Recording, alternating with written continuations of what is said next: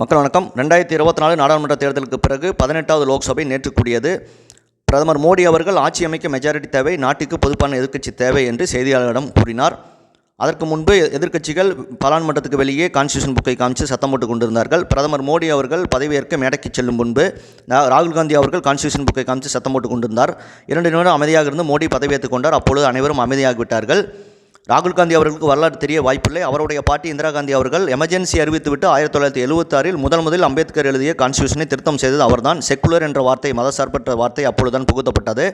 அது மட்டுமல்ல, அம்பேத்கருக்கு அவர்களுக்கு விருப்பமில்லாத ஆர்டிகல் 370 இடம்பெற்றது. அதை பாஜக அரசு நீக்கி இன்று காஷ்மீர் அமைதியாக மாநிலமாக இருக்கிறது.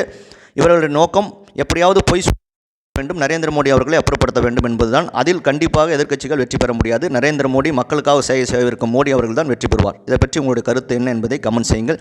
சேனலை ப்ளீஸ் சப்ஸ்கிரைப் அண்ட் ஷேர் செய்யுங்கள். நன்றி, வணக்கம், ஜெய்ஹிந்த்.